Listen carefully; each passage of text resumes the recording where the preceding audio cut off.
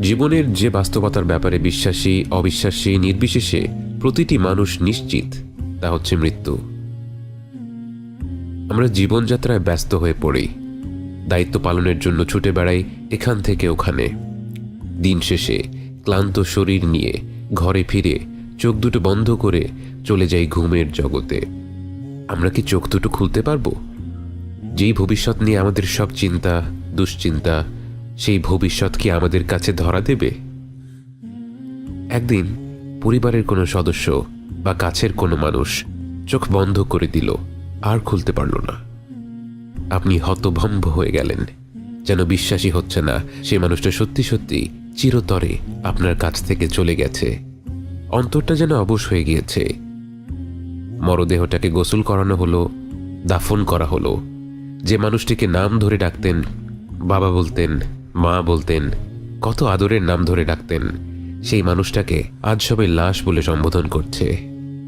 লাশ কাঁধে নিয়ে আপনি হাঁটা দিলেন কবরস্থানের পানে। কবর খোঁড়া হয়ে গিয়েছে।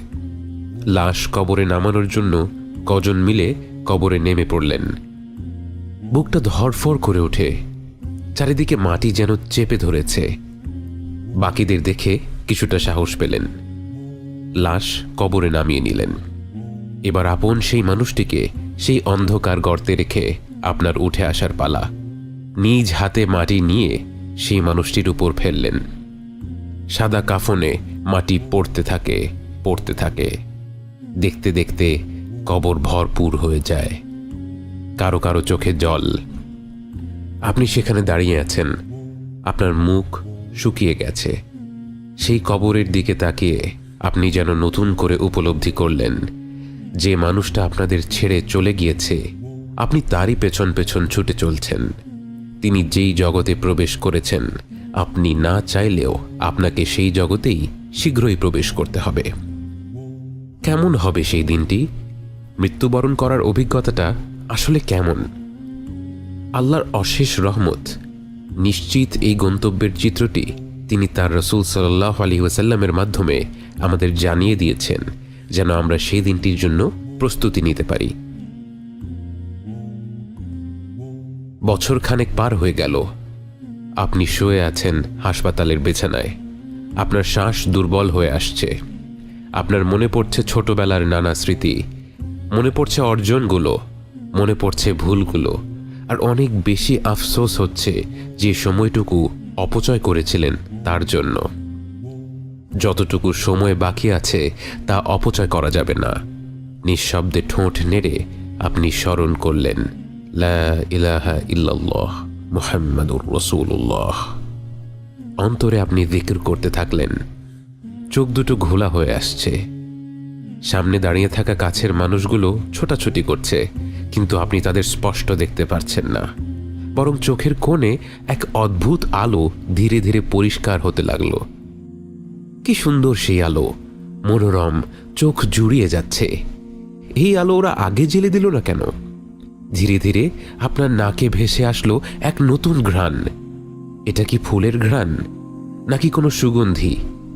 এক অদ্ভুত ভালো লাগা আপনার মধ্যে ছড়িয়ে পড়ছে এবং আপনার সব শারীরিক কষ্ট দূর হয়ে যাচ্ছে।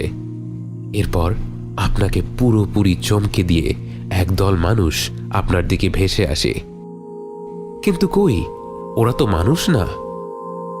তাদের মুখগুলো এত উজ্জ্বল যেন সূর্যকেও হার মানায়। আপনার মনে পড়ে গেল রাসূল সাল্লাল্লাহু আলাইহি ওয়াসাল্লামের সেই হাদিস, এবং আপনি বুঝতে পারলেন এরাই হচ্ছে সেই ফেরেশতাদের দল যারা আপনাকে আপনার নতুন জগতে স্বাগত জানাতে এসেছে। কিছুক্ষণের মধ্যেই যেন পুরো ঘরটা ফেরেশতার নূর দিয়ে ভরে গেল। আপনি যেদিকেই তাকাচ্ছেন শুধু অগণিত ফেরেশতা ছাড়া আর কিছুই দেখতে পাচ্ছেন না। এরপর একজন ফেরেশতা আপনার একদম কাছে এগিয়ে আসে। আপনি বুঝতে পারেন তিনিই হচ্ছেন মালাকুল মউত, মৃত্যুর ফেরেশতা।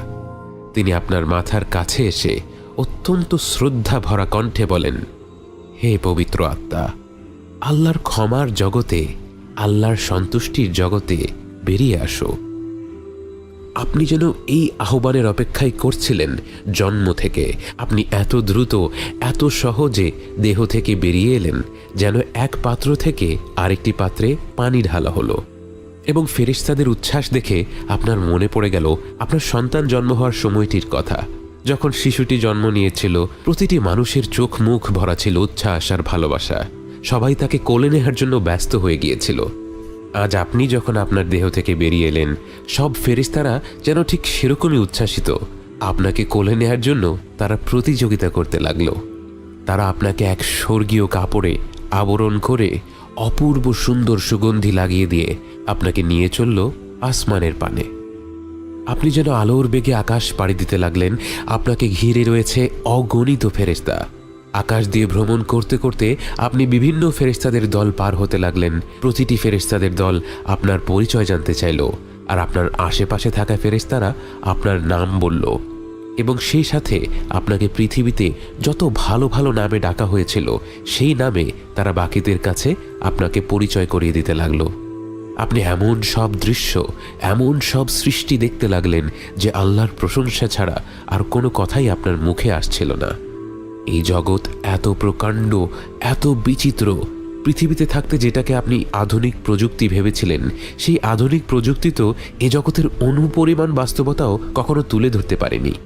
ভাষা হারিয়ে নিস্তব্ধ হয়ে আপনি সব দেখতে লাগলেন, এবং অবশেষে আপনাকে নিয়ে ফেরেশতারা পৌঁছে যায় সপ্তম আসমানের দ্বার প্রান্তে।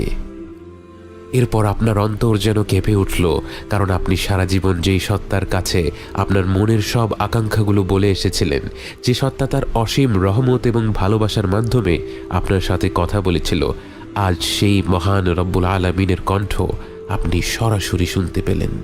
এবং তিনি আপনার প্রশংসা করে অসীম মমতা ভরা কণ্ঠে বললেন, আমার আব্দের বই ইল্লিয়িনে উঠিয়ে রাখো, আর তাকে পৃথিবীতে ফিরিয়ে নাও।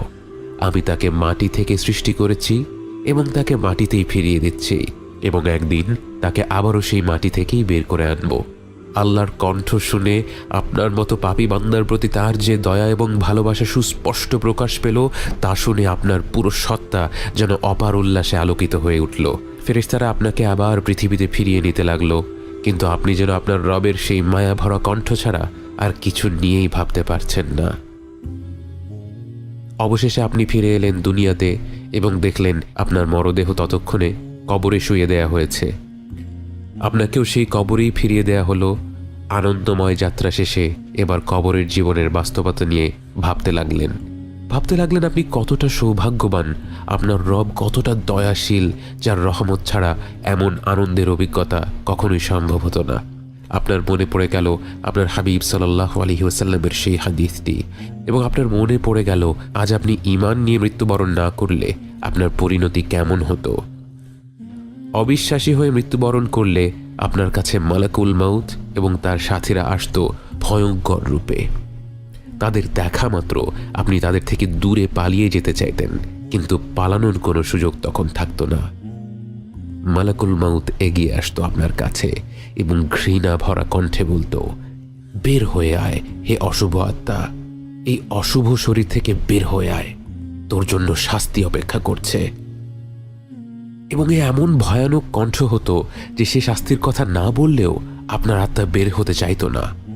আপনার মৃতপ্রায় শরীরকে আঁকড়ে ধরে রাখত, এবং তখন মালাকুল মাউত এমনভাবে আপনার আত্মাটাকে টেনে হিঁচড়ে শরীর থেকে বের করত, যেমনটা ঘন কাঁটাযুক্ত ডালের ভেতর দিয়ে তুলো বের করে আনা হলে হয়।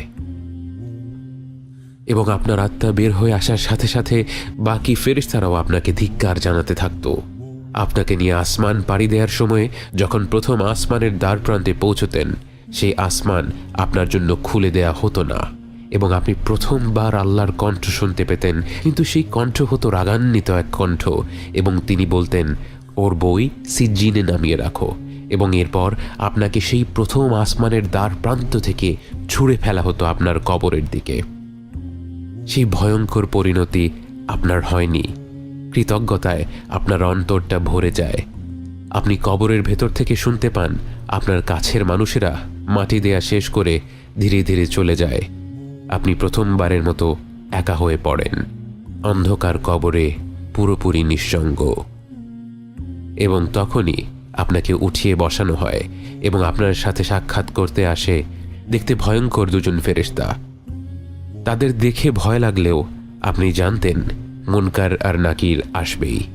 আপনি জানতেন এখন প্রশ্নোত্তরের পালা, এবং ঠিক মতো জবাব দিতে পারলে আপনার আর কোনো ভয় নেই।